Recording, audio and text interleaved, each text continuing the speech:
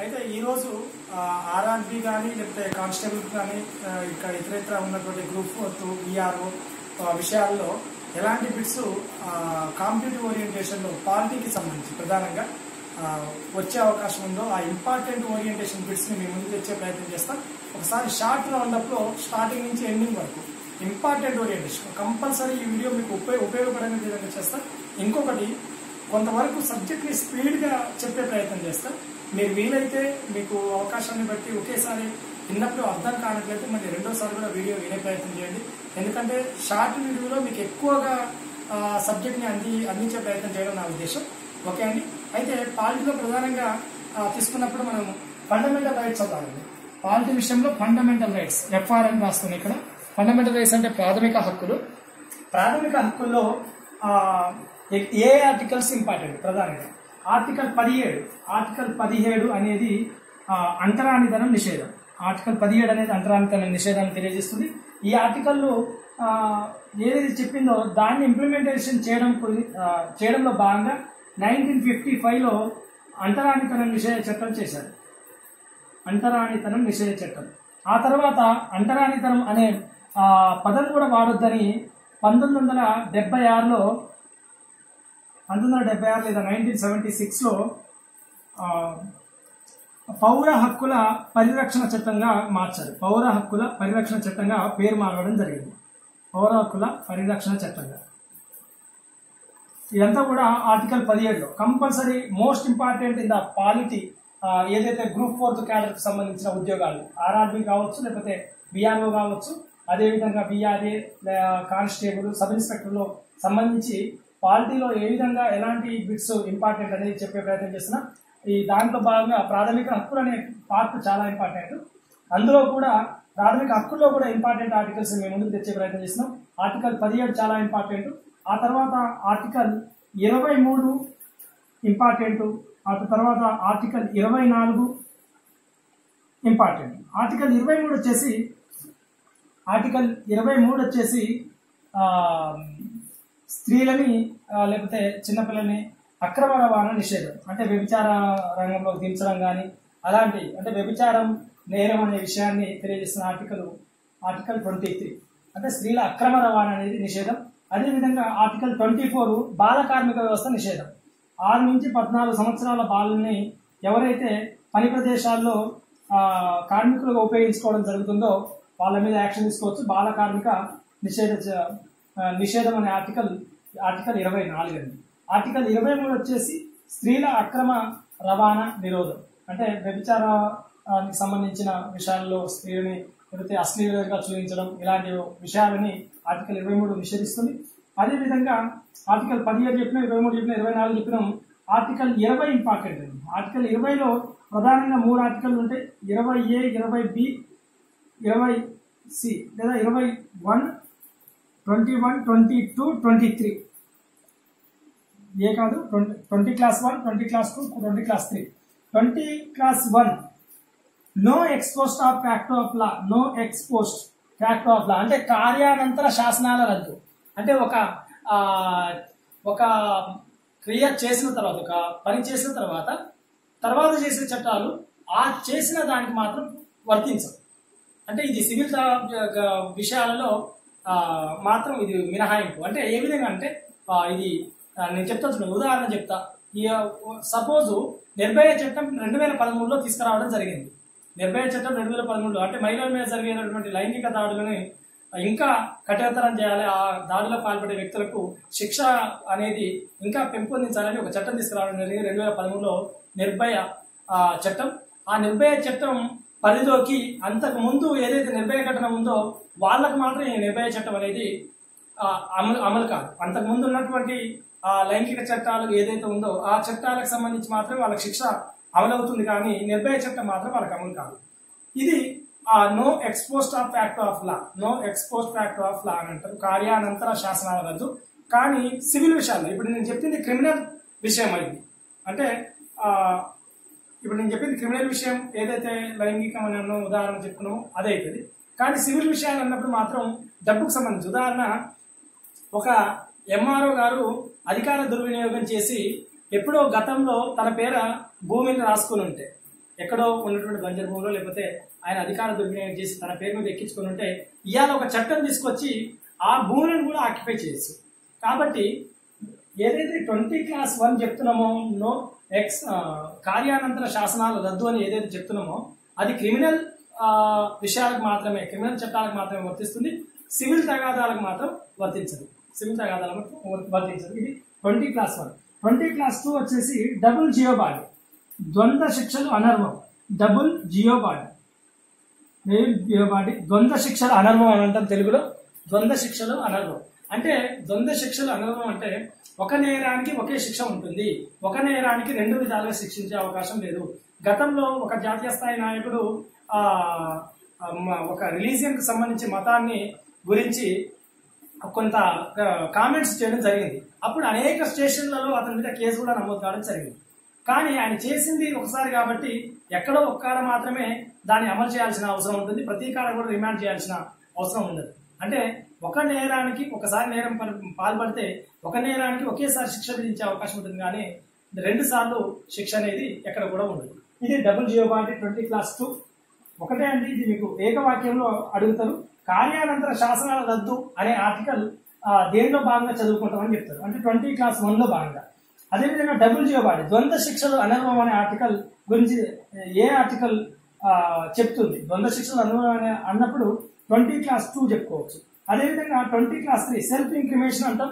దీన్ని సెల్ఫ్ ఇంక్రిమేషన్ అంటే తనకు తాను సాక్ష్యం వ్యతిరేకంగా చెప్పుకునే విధానం, దీన్ని నిషేధిస్తుంది. అంటే ఎవరో ఒక పెద్ద భూస్వామ్యం లేకపోతే బడా ధనవంతులు ఉండొచ్చు, వాళ్ళు చేసిన నేరాలు పేద తరగతి వాళ్ళు మేము వాళ్ళకు వాళ్ళ డబ్బుకు లోబడి ఒప్పుకునే అవకాశం ఉంటుంది.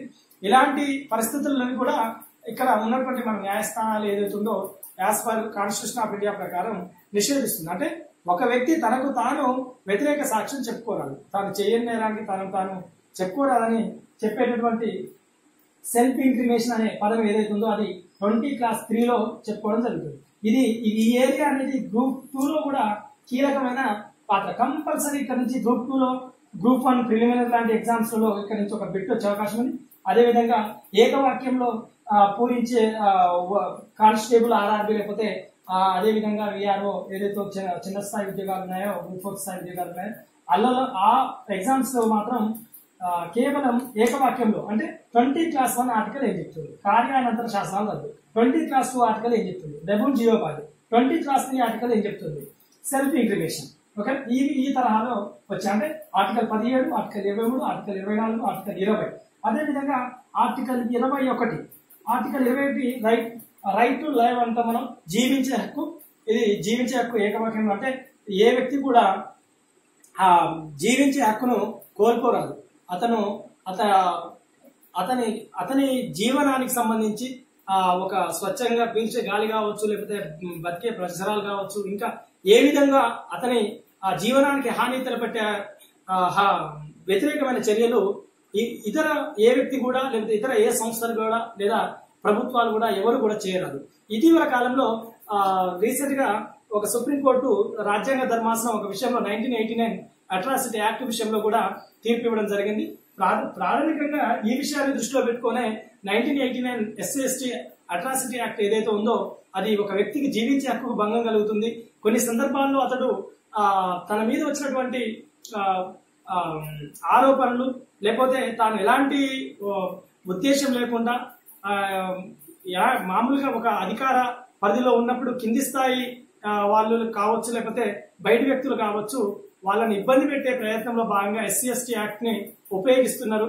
కాబట్టి ఆ అధికార హోదాలో ఎవరైతే ఉన్నారో వాళ్ళ జీవించే హక్కుకు భంగం కలుగుతుంది.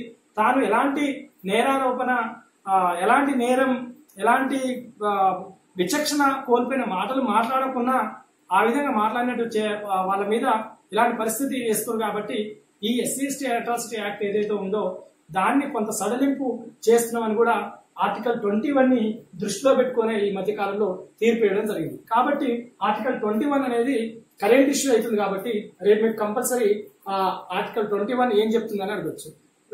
సూటిగా గ్రూప్ 4 తర ఉద్యోగాల్లో ఆర్టికల్ 21 ఏం చెప్తుందని అన్నప్పుడు జీవించే హక్కు గురించి తెలియజేస్తుంది అనేది బండ గుర్తుపెట్టుకోండి. జీవించే హక్కు గురించి తెలియజేస్తుందని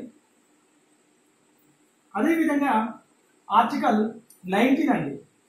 ఆర్టికల్ 19 సార్ వరుస క్రమంలో చెప్పొచ్చు కదా ఆర్టికల్ అనే మీకు డౌట్స్ కూడా రావచ్చు. నేను ఇంపార్టెంట్ ఓరియంటేషన్ లో మాత్రమే మీకు చెప్పే ప్రయత్నం చేస్తున్నా. కాబట్టి ఆర్డర్ ఆఫ్ కొంత ఇక్కడ మీకు కోల్పోయే ప్రమాదం కూడా కనిపిస్తుంది. కాబట్టి మీరు ఆ ఉద్దేశం ఏం పెట్టుకోకండి. ఇక్కడ ఇంపార్టెంట్ ఓరియంటెడ్ 17 తర్వాత 23 ఇంపార్టెంట్, 24 ఇంపార్టెంట్, 24 తర్వాత 20, 21, 19 ఈ విధంగా మాత్రమే ఈ ఆర్డర్ మాత్రమే ఇంపార్టెంట్. అందుకోసమే కొంత ఆర్డర్ లో కూడా మార్పులు ఉన్నాయి. ఆర్టికల్ 19 కూడా వాస్తవం చాలా ఇంపార్టెంట్ అండి. దీంట్లో 19A, 19B, 19C, 19D, 19E, 19F, 19G ఉంది. కానీ 19F ని 1976 42వ రాజ్యాంగ సవరణ ద్వారా తొలగించడం జరిగింది. అంటే 1976 ఇది ఆస్తి హక్కుకు సంబంధించిన ఆర్టికల్ ఉంటుండే, దాన్ని ఇప్పుడు తొలగించారు. 1976 42వ రాజ్యాంగ సవరణ ద్వారా తొలగించారు. ఆర్టికల్ 19A ఏం చెప్తుందంటే వాక్కు ప్రకటన, వాక్కు స్వేచ్ఛ, అంటే పత్రికలు ఇలాంటి ఏదో ఉందో అవన్నీ కూడా వాక్ స్వేచ్ఛలో భాగంలోనే ముద్రించడం జరుగుతుంది పత్రికా రంగానికి సంబంధించి. అది ఎందులో భాగం అనేది గతంలో అడిగిన క్వశ్చన్ కూడా. 19Aలో భాగం ఈ పత్రికలన్నీ కూడా వస్తుంటాయి. అంటే ప్రతి వ్యక్తి, భారత్లో నివసించే ప్రతి వ్యక్తి కూడా మాట్లాడే హక్కు కలిగి ఉంటాడు, తన భావాలను వ్యక్తపరిచే హక్కు కలిగి ఉంటాడు. కాబట్టి ఏ వ్యక్తులు కూడా తన భావాలని వ్యక్తపరిచే తరుణంలో వ్యతిరేకించే అవకాశం ఏ వ్యక్తికి కూడా లేదు, ఏ సంస్థకు కూడా లేదు, ఏ ప్రభుత్వానికి కూడా లేదు. ఇది 19A. అదేవిధంగా 19B నిరాయుధీకరణగా ఎలాంటి సంఘానికి హాని తలపెట్టే ఆయుధాలు లేకుండా సమావేశం పరుచుకునే హక్కు ప్రతి ఒక్కరికి ఉంటుంది. అంటే 19B అనేది నిరాయుధీకరణతో సమావేశాలు ఏర్పాటు చేసుకునే హక్కు. అంటే ఒక విషయాన్ని చర్చించుకునే భాగంలో ఎక్కడైనా సమావేశం ఏర్పాటు చేసుకునే హక్కు భారత్లో ఏ వ్యక్తి అయినా కలిగి ఉండు. ఇది 19B. అదేవిధంగా 19C అనేది సంఘాలను ఏర్పాటు చేసుకోవాలి. దీంట్లో భాగంగానే మనం ఇటీవల కాలంలో చాలా చూస్తున్నాం. ఒక గ్రామంలో యువతకు సంబంధించిన సంఘాలే కావచ్చు, లేదా ప్రభుత్వ ఉద్యోగుల్లో ఉద్యోగుల సంఘాలే కావచ్చు, లేకపోతే ప్రైవేట్ రంగంలో ఉన్నటువంటి ఉద్యోగుల సంఘాలే కావచ్చు, లేకపోతే పార్టీలు కావచ్చు, ఇవన్నీ కూడా 19Cలో భాగంగానే ఉంటాయి. అంటే సంఘాలను ఏర్పాటు చేసుకునే హక్కు 19C. నిరాయుధీకరణతో సమావేశాలు ఏర్పాటు చేసుకునే హక్కు 19B. వాక్కు ప్రకటన స్వేచ్ఛ 19A. అదేవిధంగా 19D వచ్చేసి దేశంలో ఎక్కడైనా సంచరించే హక్కు. దేశంలో ఎక్కడైనా సంచరించే హక్కు. మీరు భారత్లో ఉన్నటువంటి ఏ వ్యక్తి అయినా ఎక్కడైనా సంచరించవచ్చు. ఇతర అంటే జమ్మూ కాశ్మీర్ లాంటి ప్రాంతాల్లో మాత్రం సంచరించేది. ఇవన్నీ కూడా ఎక్సెప్షన్ జమ్మూ కాశ్మీర్కి ఉంటున్నాయి రాష్ట్రాల్లో. ఇక్కడ కాకపోతే జమ్మూ కాశ్మీర్ పక్కకు పెట్టి మిగతా విషయాలన్నీ కూడా చెప్తున్నారు. ఏదైనా భారత్లో అన్ని రాష్ట్రాలకు ఒక రాజ్యాంగం ఉంటే జమ్మూ కాశ్మీర్కు మాత్రం ఒక ప్రత్యేక రాజ్యాంగాన్ని ఏర్పాటు చేసుకునే వెసులుబాటు ఉందని ఆర్టికల్ 370 చెప్తుందండి. ఆర్టికల్ 370 జమ్మూ కాశ్మీర్కు ప్రత్యేక రాజ్యాంగం. సో అందులో భాగంగానే ఈ 19 ఏదైతే చెప్తున్నామో ఇది అక్కడ వర్తించదు, ఎక్సెప్ట్ జమ్మూ కాశ్మీర్ తప్ప మిగతా అన్ని రాష్ట్రాల్లో మనకు సంచరించదు. దాంట్లో భాగంగానే ఒక మహారాష్ట్ర, లేకపోతే ఒక గుజరాత్, లేకపోతే ఒక ఆంధ్రప్రదేశ్, లేకపోతే ఇంకో రాష్ట్రం కావచ్చు, ఎక్కడైనా మనం తిరగవచ్చు, వివరించవచ్చు. అది మన సంచరించే హక్కు మన 19Dలో భాగం అండి. అదేవిధంగా 19E ఎక్కడైనా దేశంలో స్థిర నివాసం ఏర్పాటు చేసుకునే హక్కు. నేను ఆంధ్రప్రదేశ్లో పుట్టినోడు మహారాష్ట్రకి పోతే మీరు మహారాష్ట్రకు వచ్చి ఎట్లా ఉంటారు, లేకపోతే మీరు ఆంధ్రుడు మీరు వచ్చి తెలంగాణలో ఇక్కడ ఎట్లా ఉంటారు, లేదా తెలంగాణలో పోయి ఆంధ్రలో బతికినప్పుడు ఆంధ్రలో తెలంగాణలో మీరు ఇక్కడ ఎట్లా బతుకుతారు, మీరు వెళ్ళిపోవాలి అన్నప్పుడు అతను 19Eకి భంగం కలుగుతుంది. కాబట్టి అది 100% అది నేరం. ప్రతి భారత్లో పెట్టిన ప్రతి పౌరుడు కూడా స్థిర నివాసాన్ని ఏర్పాటు చేసుకునే హక్కు కలిగి ఉండు. దాంట్లో 19Eలో భాగంగానే ఇవన్నీ కూడా స్థిర నివాసం అంటే మనం ఏదైతే ఇల్లు కట్టుకుంటున్నామో అది, ఇంకా మనం స్పష్టమైన సాధారణ భాషలో మాట్లాడుకుంటే. సో 19E అనేది దేశంలో ఎక్కడైనా స్థిర నివాసాన్ని ఏర్పాటు చేసుకునే హక్కు కలిగి ఉంటుంది. 19F అనేది తన ఆస్తిని తాను కాపాడుకునే వెసులుబాటు ఉన్నటువంటి హక్కు ఉండే. కానీ 1976 42వ రాజ్యాంగ సవరణలో 1978 44వ రాజ్యాంగ సవరణలో ఆస్తి హక్కును తొలగించడం జరిగింది. 78, 44, 1978 రాజ్యాంగ సవరణ తొలగించారు. 76 కాదు, ఇలాగ తప్పు చెప్పుకున్నాం. అదేవిధంగా 19G ఇష్టం ఉన్న వృత్తి వాణిజ్యం స్వీకరించే హక్కు. అంటే గతంలో భారత్లో ఒక కుల సాంప్రదాయాల్లో భాగంగా కుల వృత్తులు వేరే వాళ్ళు చేపట్టకుండా కొంత ఊళ్ళో ఉన్నటువంటి ఆ కుల సంఘాలు కావచ్చు, ఇంకా ఇతర పంచాయతీలు కావచ్చు నిషేధించడమో లేకపోతే అతని మీద జరిమానా వేయడమో జరిగేది. అలాంటిది ఏం లేదు. భారత్లో పుట్టినటువంటి ప్రతి వ్యక్తి ఎలాంటి వృత్తినైనా స్వీకరించవచ్చు, ఎలాంటి పనైనా చేసుకోవచ్చు. బార్బర్ షాప్ పెట్టుకోవాలని రూల్ ఏం లేదు. అది ఏ కులానికి సంబంధించిన వ్యక్తి అయినా, ఏ తెగకు సంబంధించిన వ్యక్తి అయినా ఆ వృత్తిని చేపట్టచ్చు. అదేవిధంగా ఏదో యాదవులే గొర్రెల కాపర్లుగా ఉండాలి అనే రూల్ కూడా ఏం లేదు. ఎవరైనా గౌడ్స్ ఉండొచ్చు, లేకపోతే ఇతర ఇంకా ఏదైనా కులాలైనా ప్రతి తమకిష్టం ఉన్న వృత్తి భారత్లో పెట్టిన ఏ వ్యక్తి అయినా, అంటే ఇది ఎగ్జాంపుల్ చెప్తుంది అంతవరకు. సో భారత్లో పెట్టినటువంటి ఏ వ్యక్తి అయినా తనకిష్టం ఉన్న వృత్తిని స్వీకరించే వృత్తిని కలిగి ఉంటాడు. సో 19G అనేది ఈ విధంగా ఇష్టమైన వృత్తిని స్వీకరించే హక్కు. సో ఇలా హక్కులకు భంగం కలిగినప్పుడు ఆర్టికల్ 32 ప్రకారం సుప్రీంకోర్టుకు వెళ్ళొచ్చు. ఆర్టికల్ 32 అంటే దీని రాజ్యాంగ పరిహారపు హక్కు లేదా రైట్స్ ఆఫ్ రెమెడీ అని కూడా అంటాం. ఆర్టికల్ 32 ప్రకారం సుప్రీంకోర్టుకు ఈ హక్కుల్లో దేని భంగం కలిగినా పోవచ్చు. అది ప్రైవేట్ వ్యక్తులే కావచ్చు, ప్రైవేట్ సంస్థలే కావచ్చు, లేదా ప్రభుత్వాలే కావచ్చు, ఇంకా ప్రభుత్వ సంబంధించిన సంస్థలే కావచ్చు, ప్రభుత్వ ఉద్యోగులు కావచ్చు. ఎవ్వరు కూడా భారత్లో పెట్టినటువంటి వ్యక్తి హక్కులను హరించడానికి లేదు. భారత్లో పెట్టిన ఏ వ్యక్తి హక్కును కూడా ఎవరు కూడా, ప్రభుత్వం కావచ్చు, ప్రభుత్వ సంస్థలు కావచ్చు, ప్రైవేట్ కావచ్చు, ప్రైవేట్ సంస్థలు కావచ్చు, ప్రైవేట్ వ్యక్తులు కావచ్చు, ఎవ్వరు కూడా హరించడానికి లేదు. ఆ విధంగా హక్కులు మీకు హరించే పరిస్థితి వచ్చినప్పుడు ఆర్టికల్ 32 ప్రకారం సుప్రీంకోర్టుకు వెళ్ళొచ్చు. ఆర్టికల్ 226 ప్రకారం హైకోర్టుకు వెళ్ళొచ్చు. ఆర్టికల్ 226 ప్రకారం హైకోర్టుకు వెళ్ళొచ్చు. ఓకే, భారత్లో హక్కులను సంరక్షించే కోర్టులు ఏందయ్యా అంటే సుప్రీంకోర్టు, హైకోర్టు. భారత్లో హక్కులను సంరక్షించే కోర్టులు ఏంటంటే సుప్రీంకోర్టు, హైకోర్టు. ఈ విధంగా మన ప్రాథమిక హక్కుల్లో ప్రధానంగా ఇంపార్టెంట్ ఓరియంటేషన్లో ఉన్నటువంటి హక్కులు చూస్తున్నాం. అదేవిధంగా ఆర్టికల్ 14 చట్టం దృష్టిలో అందరు సమానమే. చట్టం మూలంగా అందరికీ సమాన రక్షణ కల్పిస్తుంది. చట్టం దృష్టిలో అందరు సమానం.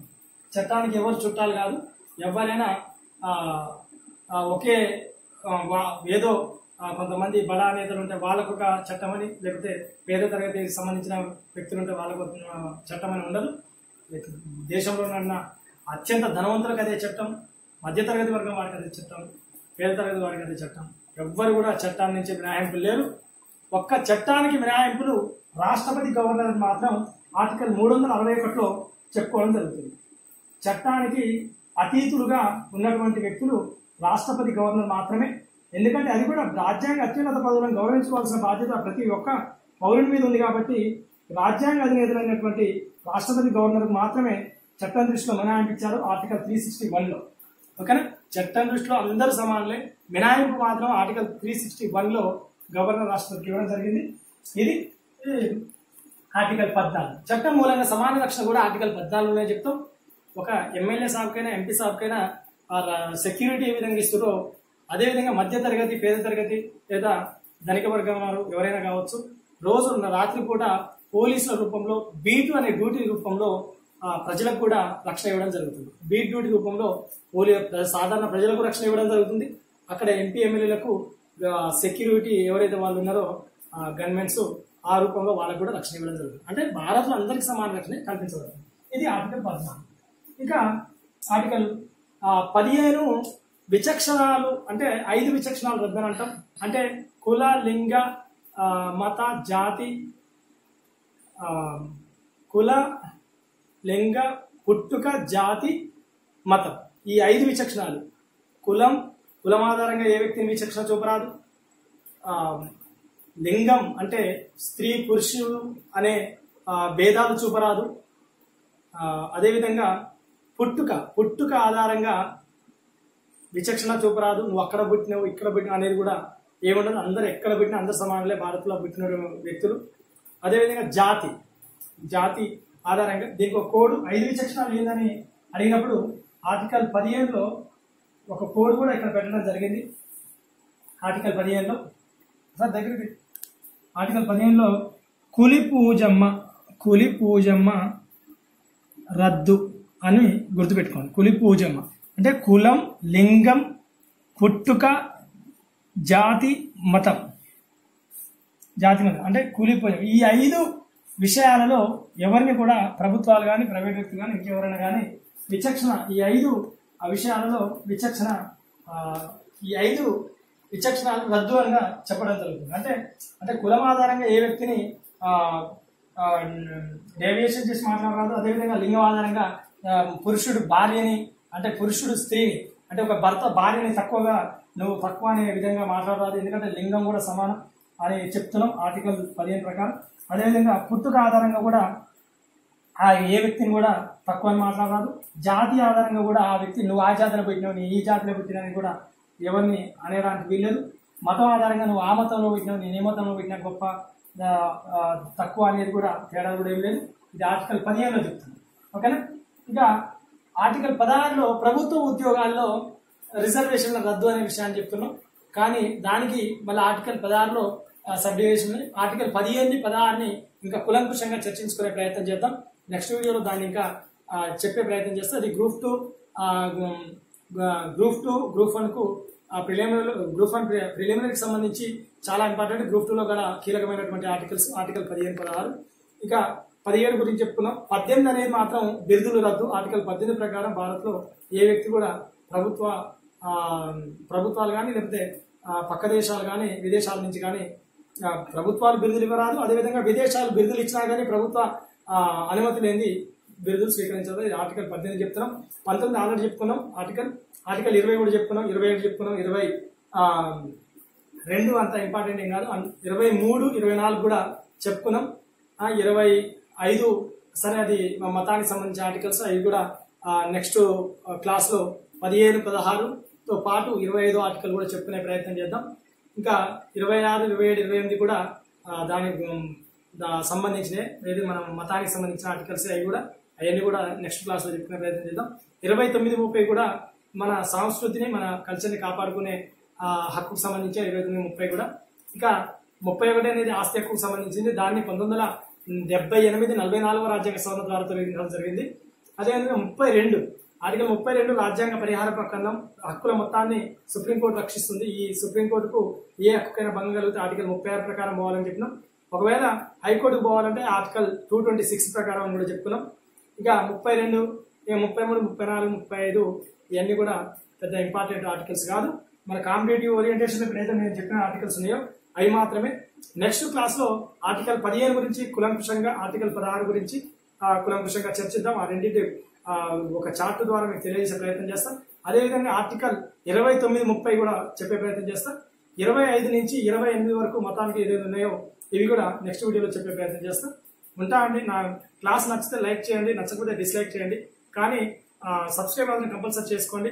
ఇంకా మీ కాంపిటేటివ్ ఓరియంటేషన్ ఇంకా మరిన్ని మంచి వీడియోలు ముందుకు తీసుకొచ్చే ప్రయత్నం చేస్తాం. ఎవరైతే కానిస్టేబుల్స్, విఆర్ఓస్, విఆర్ఎస్ లేకపోతే గ్రూప్ 4కి సంబంధించిన కాంపిటేటివ్లో ఆర్ఆర్బీకి సంబంధించిన కాంపిటేటివ్లో ఉన్నారో, ప్రిపరేషన్లో ఉన్నారో వాళ్ళు ఈ వీడియోని ఉపయోగించుకుంటారని ఆశిస్తూ ఉంటా అండి. మీ బాలాజీ చిరబేడి.